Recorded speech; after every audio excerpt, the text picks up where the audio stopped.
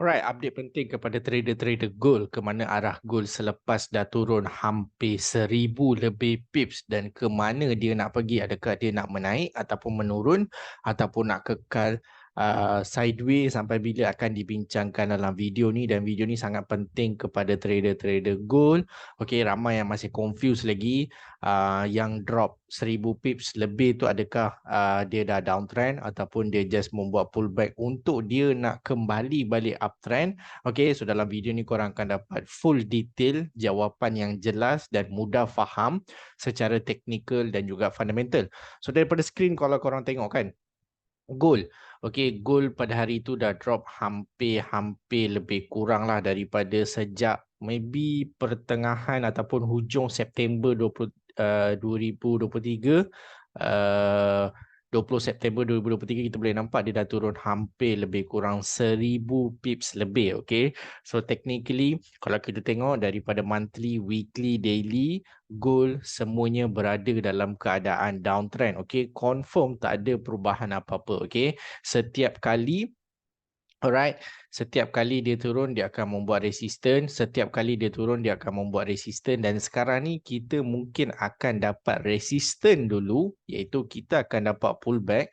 Okay, dan baru dia akan continue push ke bawah. Sebagai market yang sihat, setiap penurunan kena ada correction, kena ada pullback, and then baru kita boleh expectkan dia turun. Tapi benda ni juga kita boleh tengok melalui fundamental, iaitu data-data ekonomi kalender, di mana kalau kita tengok dekat Forex Factory ni, kalau kita tengok untuk minggu ni iaitu 1 Oktober hingga 7 Oktober, kita ada beberapa data, contohnya data untuk US seperti ISM Service PMI, okay, kita ada ISM Manufacturing PMI di mana keluar mix, okay. And then kalau kita tengok untuk hari Oktober 3 di mana kita ada jobs opening keluar cantik. Okey, walaupun kita boleh nampak sektor pekerjaan ada masalah sikit di mana ada penurunan, tapi job opening iaitu pembukaan kerja meningkat 9.61 million. Dan kalau kita tengok untuk ISM Service PMI pula keluar lebih kurang sama, tak ada perubahan apa-apa, tapi yang agak mengecewakan adalah ADP punya NFP di mana keluar 89K sahaja. Alright, dan semuanya akan tertumpu kepada news NFP pada hari Jumaat ni. Andai katalah kalau kita dapat data yang lemah pada hari Jumaat ni, dia akan membuatkan dolar hilang kuasa dalam pasaran. Mungkin dolar akan menjadi lemah mungkin untuk seminggu, mungkin untuk beberapa hari, sementara pair-pair lain macam gold membuat retracement, membuat kenaikan dulu sebelum continue push ke bawah. Dan kat YouTube pun kita boleh nampak dekat sini di mana, alright, dollar, okay, dollar setback, alright, settle back, and US Treasury yield iaitu hasil perbendaraan after mixed US data economy overnight made investor reduce bet on the Federal Reserve raising interest rate again this year. Okay, maksudnya kita boleh nampaklah sebelum ni kenapa gold jatuh secara drastik. Dalam video yang saya dah buat, gold jatuh kau-kau, okay, menjunam tinggi, saya dah kongsikan di mana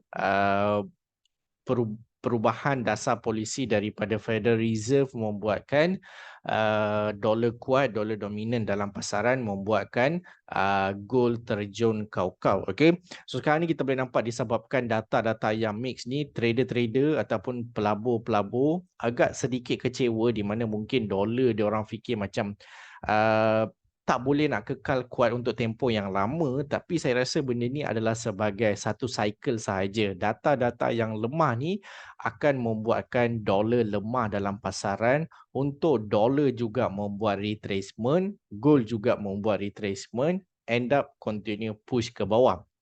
Okay, so kalau kita tengok dari segi technical analysis untuk dolar, okay, dolar kalau kita tengok kan, okay, dolar bagi saya apa yang korang kena beri perhatian adalah dekat monthly candle.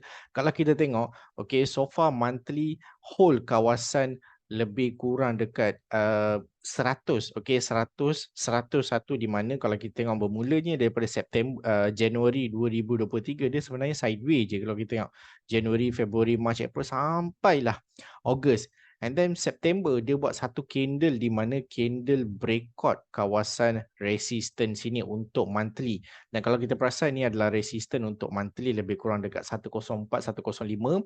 Monthly untuk September dia breakout kawasan sini. Jadi kita boleh nampak mungkin kat sini kita boleh dapat retracement di smaller time frame untuk dollar continue push up. Alright. So dari monthly, kalau kita tengok inilah ceritanya untuk long term di mana dollar akan continue kuat dalam pasaran.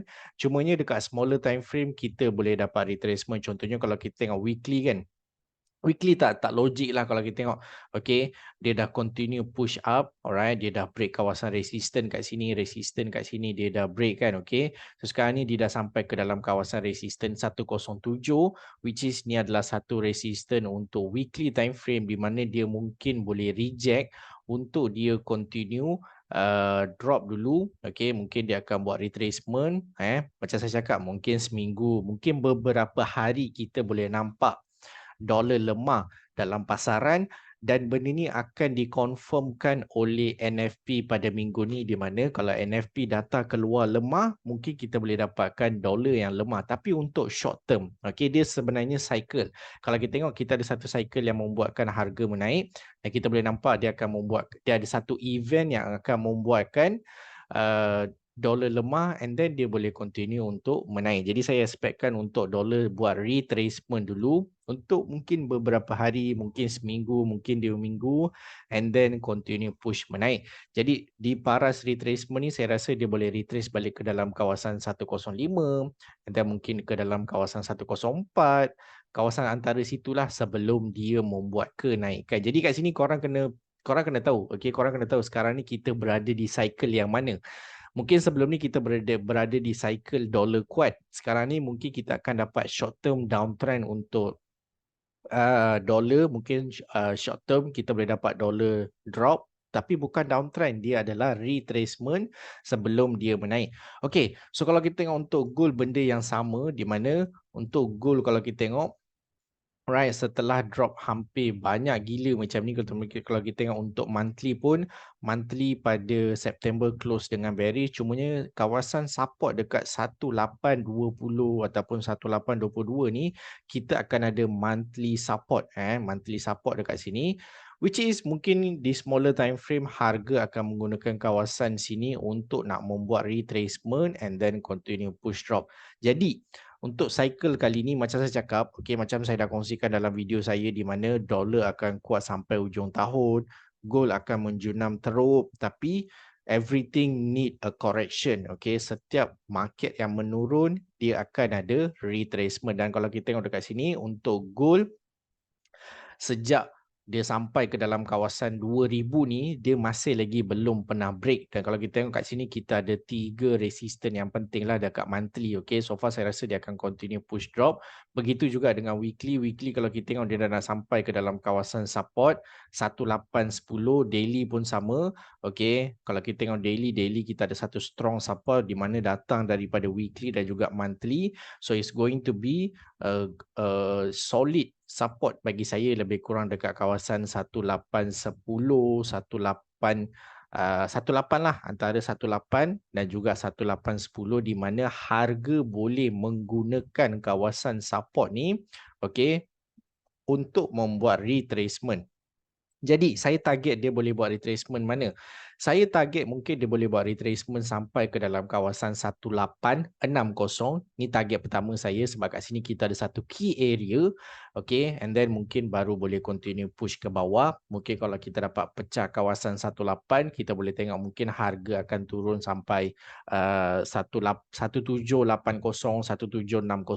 And then mungkin juga dia boleh naik sampai ke dalam kawasan mungkin 19, okey mungkinlah paling ni pun saya rasa dia boleh naik sampai 19 and then continue push ke bawah. Okey, sebab setiap kali kalau kita tengok selepas penurunan kita akan ada kenaikan, so kat sini kita boleh nampak kita mesti akan ada kenaikan sebelum kita continue push trend dia. Okey, so trend untuk gold long term masih lagi dalam keadaan downtrend, masih lagi dalam keadaan bearish.